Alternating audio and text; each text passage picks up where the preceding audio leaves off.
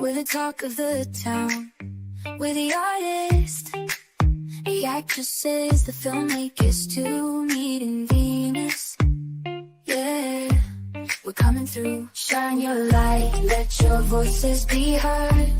We're spreading love with every single word, from the stage to the screen. We're making our mark, me and Venus, together we embark.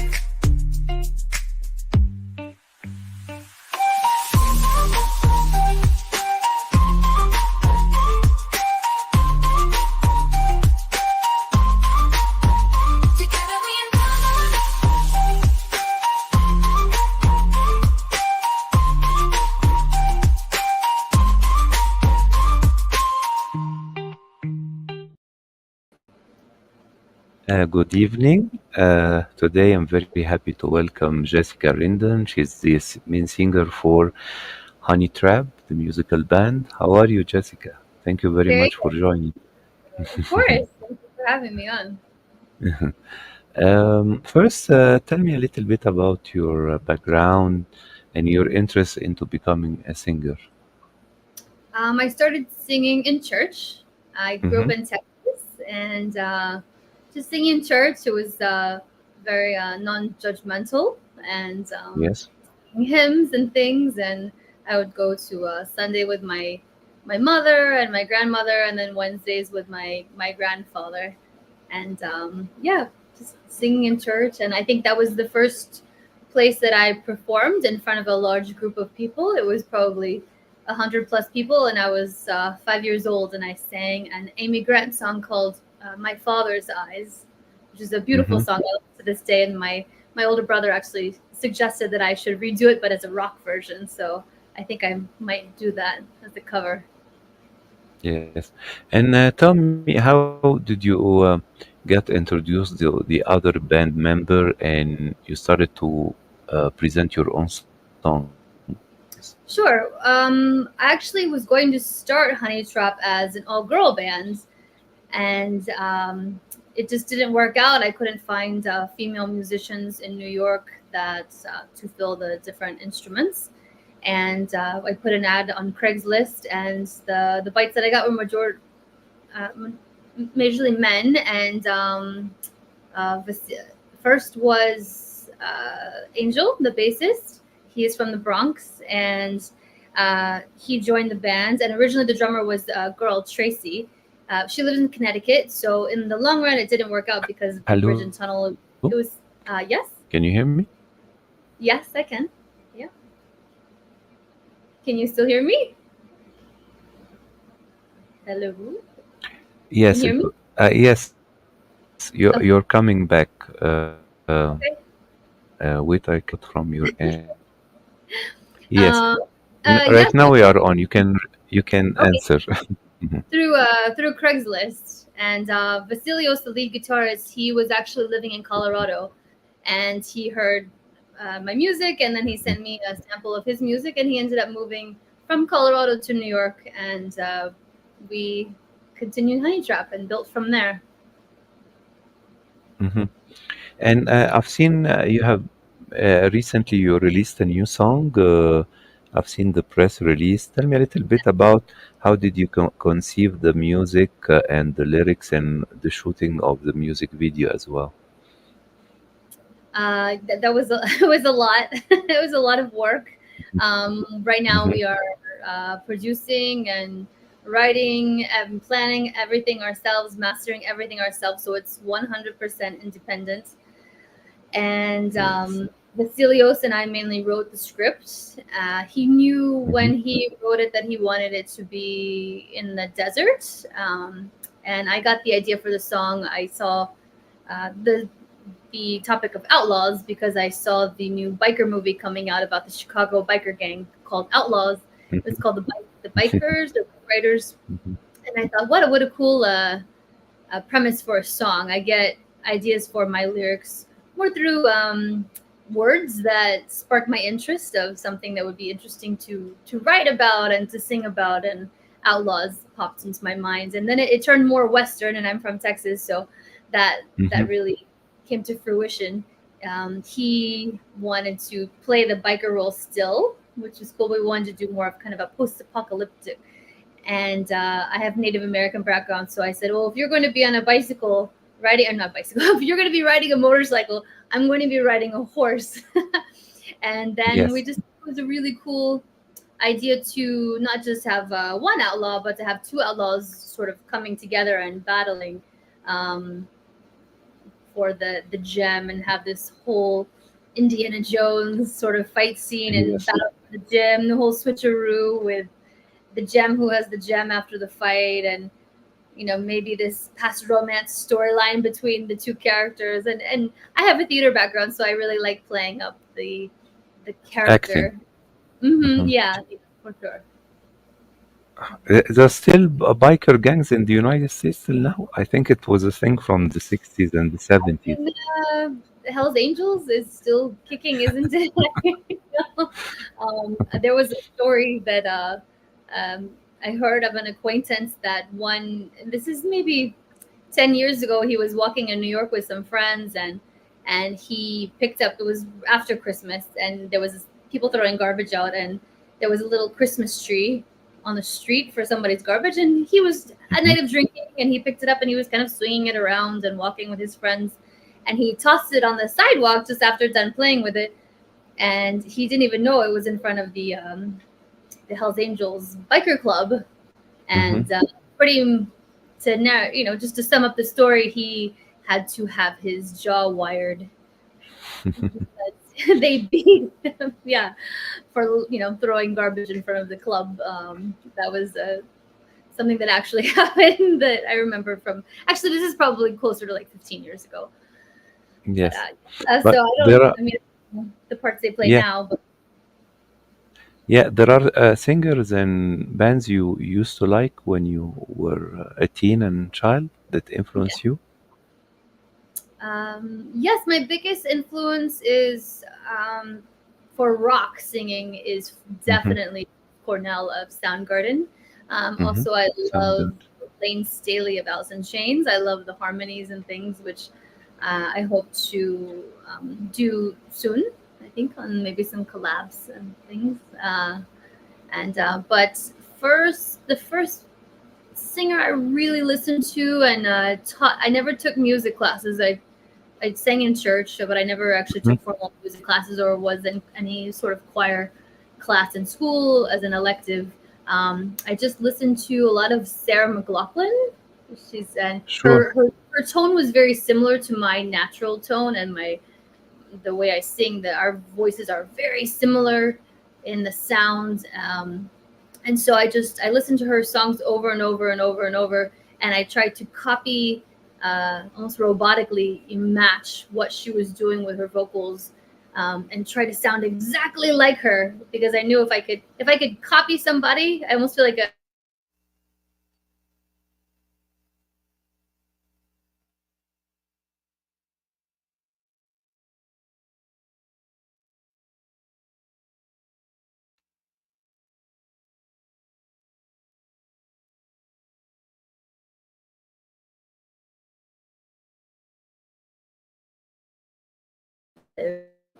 oh, there you are. Mm. Yes. So, You were saying you were trying if you were trying to copy somebody.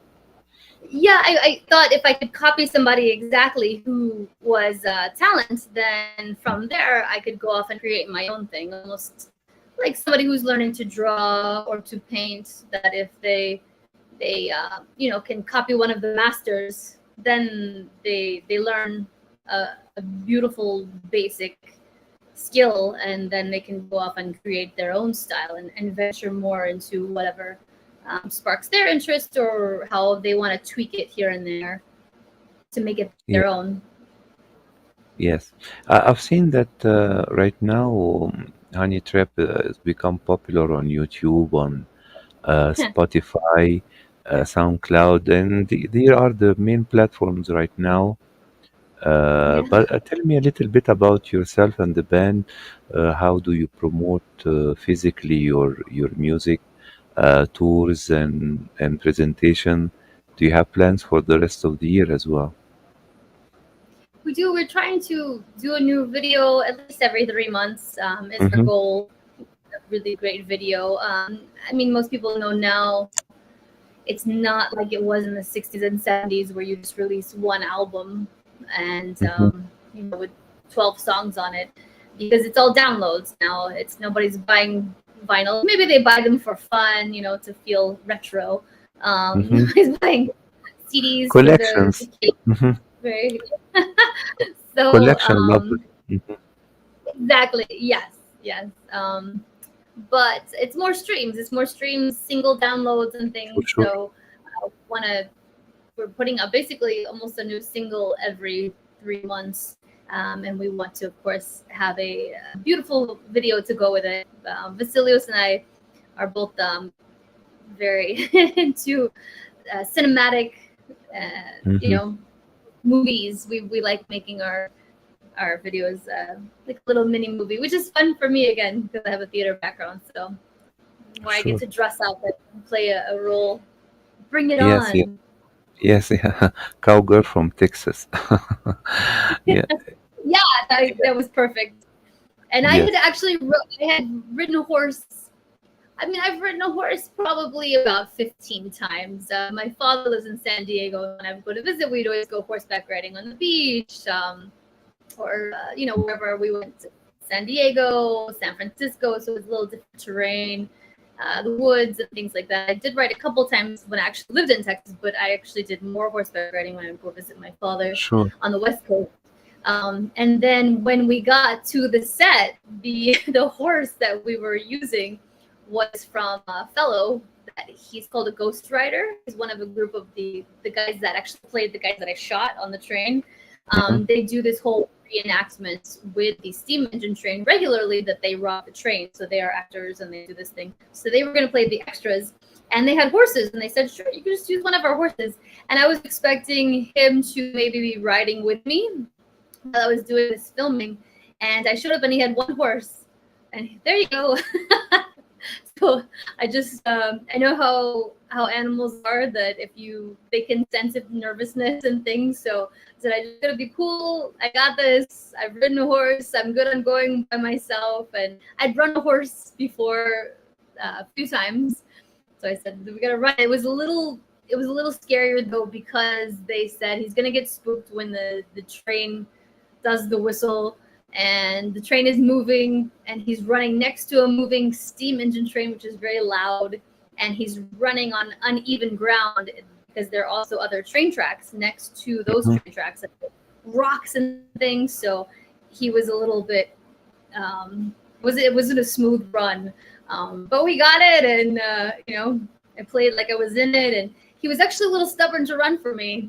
So the guy said, just kick him harder, and so it looked even better because I was with the reins, like hitting him on side to side and really giving him a heel, and go.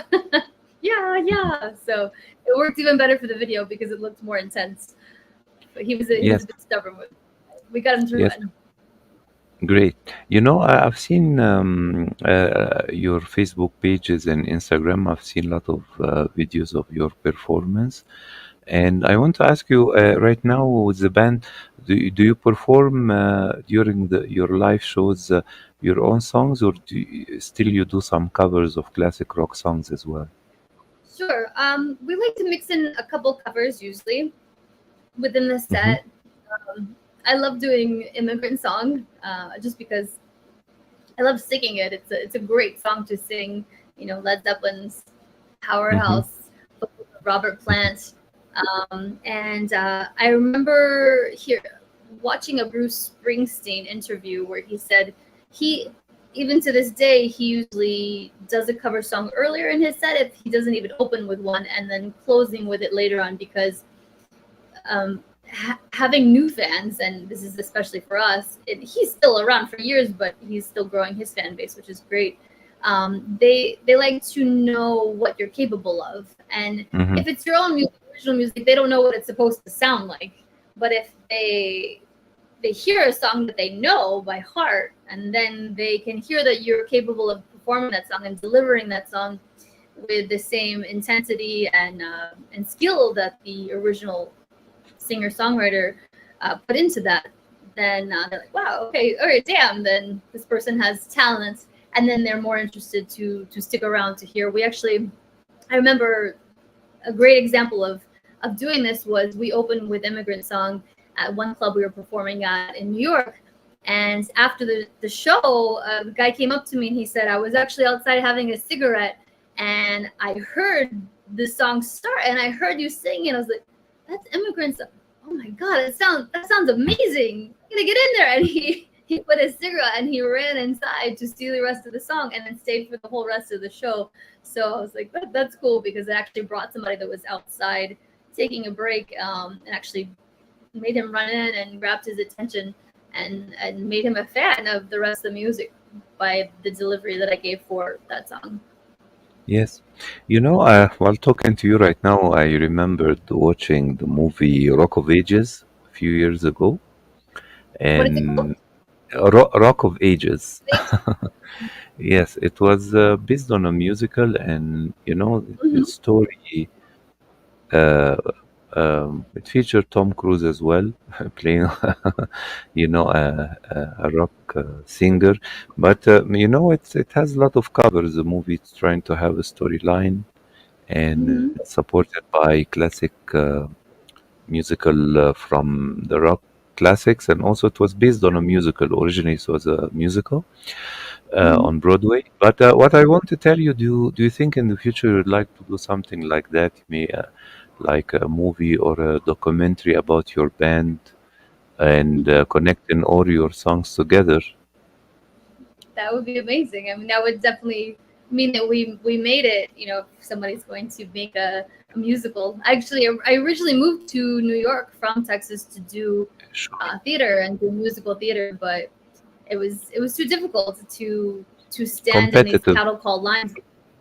Hmm. You have to wait in line all day. Like, you have to get there maybe 7 a.m. and you wait till noon to maybe go in and get to do a reading and these things. But living by yourself in New York, you have to work full time.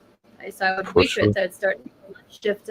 I didn't have time to stand in line, so actually I started singing in the village. They call it the village Hmm. part of New York, Yes. doing Hmm. open mic, and that's actually how I got started in doing rock band in New York versus musical theater. But I had that musical theater background of really pulling from the gut and without the microphone singing to the very back of the house. So I could belt it, which is good to have in rock, especially as a female singer, because it can get a little loud. Hmm. Do you have certain dreams right now for yourself and with the band you would like to achieve in the upcoming period? Definitely, we want to. I mean, it would be great to get signed for the distribution side of it, for the management side of it, for fronting the money side of it. Because, like I said, right now we're doing everything ourselves. It looks phenomenal. I mean, the talent that we're getting to work with, because we were very picky with who we're working with. Definitely, spending it up front, but making it back now, because we put our money into it, and having the good product is helping us get the bigger gigs, of course. We worked with talents like Dave Schiffman, the last two songs for Outlaws and for Saints and Sinners, who is a Grammy winner for Adele. He worked with Red Hot Chili Peppers, System of a Down, and things like that. So it's also a time saver because he's so efficient. We're not spending hours in the studio. He knows what it should be, how everything should sound. He knows what needs to get done, and he hits the marks, And then the person we did for the film, his name is Tom Flynn. He did the Hmm. latest movie, and he works with Lionsgate as well, and he works with a lot of big Great. signed artists. But basically the whole video that you saw for Outlaws, we did that in 4 hours. The whole train scene, the fight scene, the horses, the motorcycle, everything was in like 3.5 to 4 hours. And then we had about 2 hours to do the drone with the full band in the desert. And I was telling this to a friend of mine who's a professional stunt guy, and he was like, I can't believe you did all this, and it looks phenomenal, because usually we spend just on set of a professional studio, we spend a whole day just for the horse. So Hmm. to do so much, so we're able to work with these really great talents that fit our budget, but just really bang it out, and we get the amazing product right now. So yes, our Great, goal is definitely to get signed or some sort of backing, so that we can for continue sure. and make it even bigger, and take it international. We have a huge we're getting a big following in Ecuador. We have a huge following now in Brazil. We're seeing the numbers go up in Brazil, and also places like Helsinki, Finland, which I hear have a big rock scene. A lot of Europe. Yes, US is there, but it's not as much rock in the US as mhm, I think like South America before. Yes. and Europe. Yeah, in last December we had Roger Water Pink Floyd concert, here in Ecuador. Mhm. And myself, in the 80s and the 90s, I used to love Patti Smith, Joanne Jett, Oh uh, yeah. Pat Benatar. I used to really love Pat Benatar. Still listen to her while I'm taking a ride in the bus, you know. Oh, okay. And I love the guitar in her songs, Yeah. and also Heart, the band. If Love. you remember, they did a very beautiful cover of "Stairway to Heaven" as well. That was Very probably beautiful. the first rock song I think I heard, because my dad was a big Zeppelin fan, and I remember Yes, for cleaning sure. up my parents' waterbed Yeah, yeah, in elementary school and listening to the vinyl for of sure. Joe. Led Zeppelin, Deep Purple, Rainbow, Mhm. Pink Floyd, Deep Purple as well. Richie Blackmore, Dio. So the Metallica. So I Oh, yeah. remember. Yeah, yeah. These were quite popular in when I was a teenager in the 80s and the 90s, and I think still until right now, because I've seen a lot of views on YouTube for them, and we used to like to try to look for their music videos, because at the time it was not like right now everything is on the internet. And Jessica, I want to thank you very much for the live, and I want to congratulate you on your success with the band Honey Trap, Thank you so and much. say hi from my side to all of them. I And will. I look I look forward for your news and your upcoming music videos and songs, and I receive all the nice press releases about your band.